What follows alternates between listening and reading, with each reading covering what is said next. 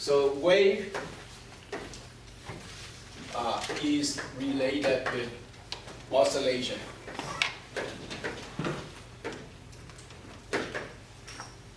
If you draw the curve, it does relate with oscillation.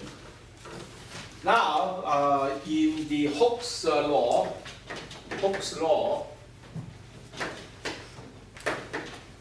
and related with the spring experiment, in that particular experiment, we only isolate the distance. Then we have y is equal to a times sine omega t plus v. And omega squared is equal to k divided by m. Okay? And omega is equal to k divided by m square root. So the Hooke's law, from the Hooke's law, we have this function. So what is the Hooke's law? Hooke's law says that f is equal to minus kx. And then we say that m dx dt2 is equal to minus kx. So we have d2x dt2 equal to minus k divided by m x. In this term, this is omega squared. So this is somewhat describing the Hooke's law in terms of differential equation. And then they say this differential equation representing an oscillation equation for a spring. And this one will give us the wave oscillation function y equal to a times sine omega t plus v. And it does that. So can we do reverse thing? Now look at the top. So this is our function.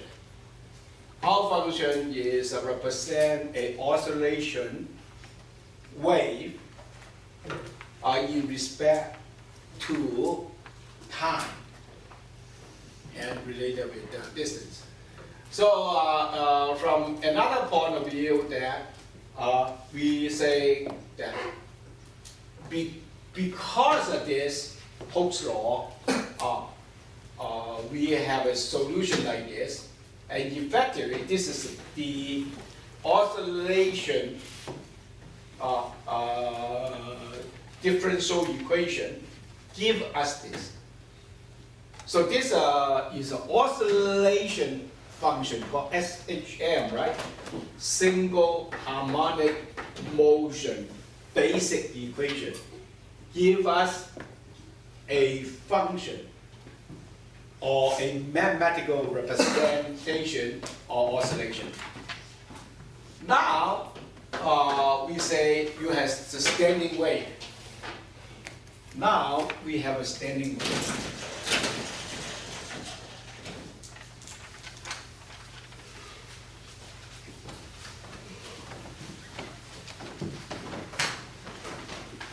Now we have a standing wave.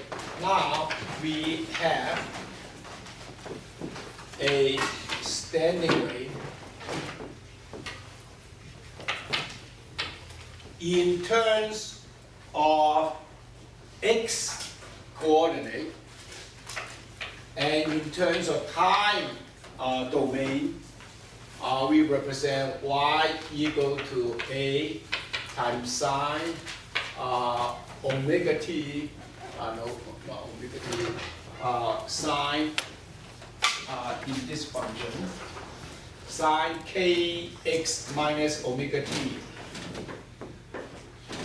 kx minus omega t.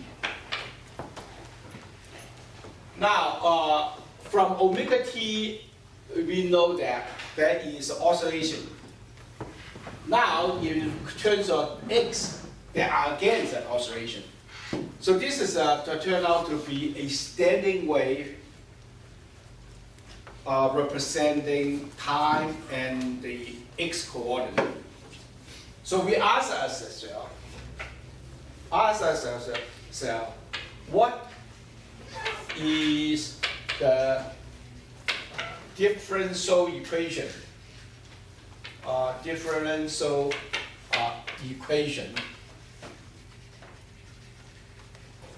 Will give us the above. Give us this. Initially, he said, we derive using the Hooke's law, we come with these harmonic motion equations. So now, from the standing wave point of view, we have this first. Now we ask us what will give us this. Or we can find a differential equation similar like this, and then will give us this solution.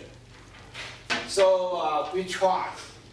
So the gentleman first worked on this project. His name is Maxwell. Later on we call this type of development is called Maxwell equations. And of course, during this development, this is spent a lot of paper. Try this, try that, try this, try that. And after they try all this, and then he has to find the laboratory proof. So he tried this and getting some result. So what he tried to do is he tried to using partial derivative. He says partial derivative dy dx to the second order. What is a partial derivative means? Partial derivative respect to the x means you can dy dx and consider t is a constant. That's called partial derivative. Respect to x only. All the rest you consider is a constant. So he got this. Then you derive once respect to x, then you can become a cosine function. And then derivative the second times, then you become a sine function back again. So by doing this 2 times, then you will get minus k squared a times sine, in which case is kx minus omega t. And then you do the same thing respect to time. d2y dt2. When you do this derivative 2 times, it means that you consider x is constant, only respecting the time. And that is equal to, if you derive 2 times, that is equal to the following. Equal to, okay, so I do it myself then. They didn't have it. Yeah, they do have it, yeah. d2y dt2, then they got minus omega squared times a sine kx minus omega t. Okay, so this is what they got. They got this function, they try it, and they try this. In which case is this one, a sine omega k sine kx minus t is the same. So that so the other question is how does this relate to each other? So finally, they come through the equation d2y partial derivative d2y dt2. So this is the famous linear dimension of wave function, wave equation. This is called wave equation.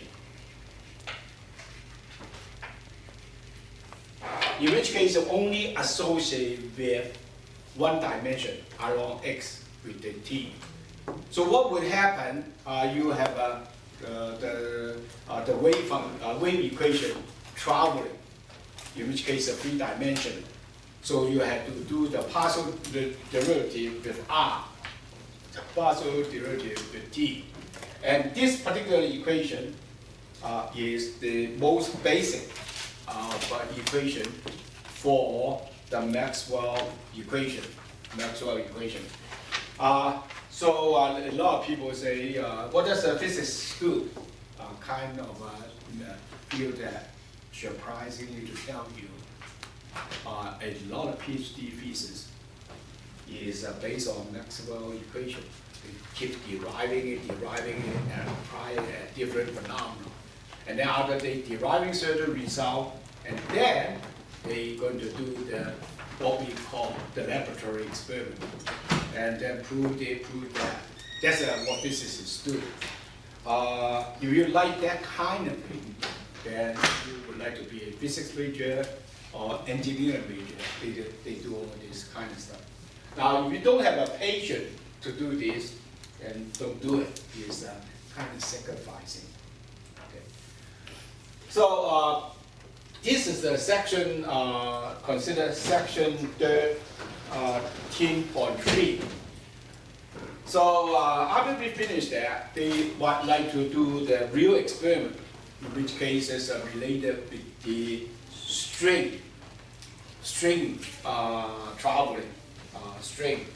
So that part of it, this work is a string traveling or standing wave. So or the speed or transverse wave.